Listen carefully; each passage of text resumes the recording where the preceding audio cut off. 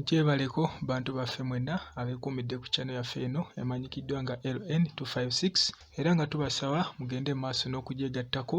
amaanyi n'eddoboozi Pitibwa Sunday nga bulijjo era nga mu vidiyo yaffe olunaku lwaleero nkuleetedde ebimu ku ebyo ebyabaddewo mu weekend yaffe eno gye twayiseemu eya festive season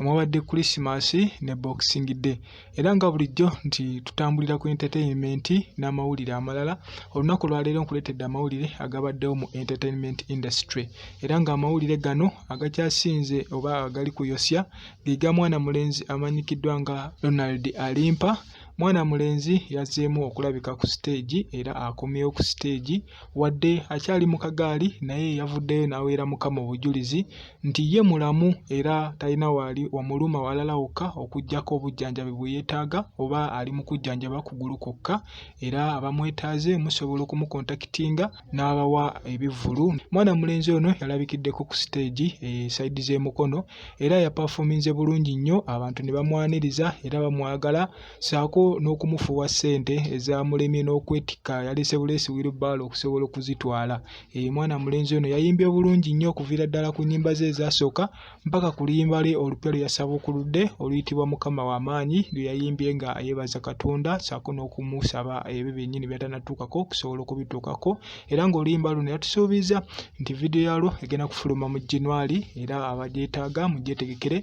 Audio ono yamaze dda okufuluma, abamwagala muyize omunoonyaako luyimba lulungi nnyo, luyimba lwa kukkiriza naye Katonda w'amaanyi nti buli kimu kyonna kisobodde okuba ng'akidda mu nteeko era ne kiterera bulungi. Amawulire ge tulina amalala nga tuvudde ku ga mwana mulenzi Ronald Alimpa, amawulire ge tulina amalala ge ga mwana mulenzi Big Size gwe mumanyi nga Baby Cool. Mummanyi bulungi nti buli nnaku z'omwezi nga 26 oba mu festive season tubeera ne show emanyikiddwa nga tondeka ekiwaatule era nga show eno ebadde etutta akabanga nga tebeerawo olwa COVID naye Katonda w'amaanyi nti omwaka guno yasobodde okutegekebwa bulungi era nebeera successful. Mwana mulenzi ono yayise abayimbi badde bangi nnyo, babadde era ne baperforminga bulungi nnyo era nga show eno yajjudde ne kikwata ekyamazima bamwogerera nti Baby Cool takyalina buwagizi mutuufu kyo mulimba. Show eno yabadde y'amaanyi era obuwagizi bwabaddewo mu bungi, twerabira nti yabadde ya mitwalo 25 naye era still abantu bajjudde ne bajjula, abamu babagobye n'okubagoba nga tebakyalina bwe basobola kugenda. Ku mwana mulenzi ono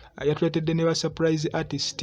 yali yatusuubiza nti wagenda kubeerawo n'abayimbi abali surprise nga tagenda kuboogera wabula mujja balaba bulabi era abayimbi abo mwabaddemu omuyimbi amanyikiddwa nga Red Banton ono yayimba oluyimba olwakyaka ennyo mu G98 oluyimba olumanyikiddwa nga Nnonyamane era nga n'abayimbi abalala kwabaddeko Jamal eyakuyimbira abakyala bazira era nga basanyusizza nnyo bulungi abantu ne banyumirwa ne basanyuka. Tondeka ekiwatule yakiggadde mu full style era nga abantu banyumiddwa nnyo. Jjukira nti show eno yabeerangawo tondeka ekiwatule era nga waliwo n'eya mwana mulenzi Bobi Wine eyamanyikibwa nga tugende busaabala naye essaawa eno ya Bobi Wine tekyasobola kutegekebwa olw'ensonga ezitali zimu na zimu naye mwana mulenzi Baby Cool tukuyozaayoza we bali kutegekera abantu ate we bali kubanga omutindo ogukuumye ng'era abantu kye bakusuubiramu ky'obaweereza. Weebale nnyo, weebalire ddala nammwe ababaddeyo tubeebaza wano ku channel yaffe emanyikiddwa nga LN256 mwebale kubeerayo mu bungi mwatulaze essanyu era nga tubasaba nti show z'Abannayuganda abayimbi baffe abawana e Uganda tuziwagire nnyo, abaana baffe tubawagire kubanga balina kibongera ku ggwanga lyaffe. Ate amawulire gaffe agagenda okusembayo mu vidiyo yaffe olunaku lwaleero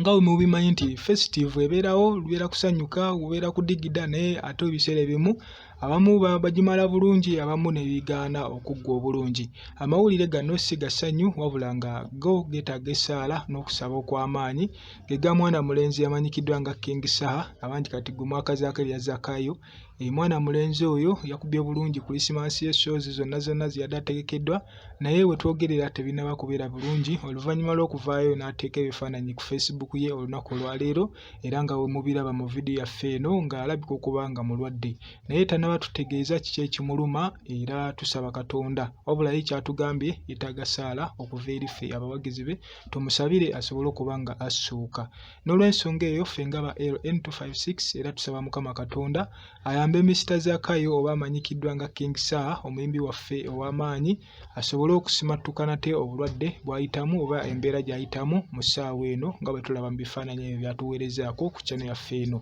era nga tusaba Katonda amukwatireko asobole okuteriira. Mwebale nnyo bantu baffe abali ku channel yaffe emanyikiddwa nga LN era nga tubasaba mugende maaso n'okugyegattako. Mwebale nnyo kubeerako ku LN era nga tubasaba mubeerireko ddala mubeere bulungi mweraba.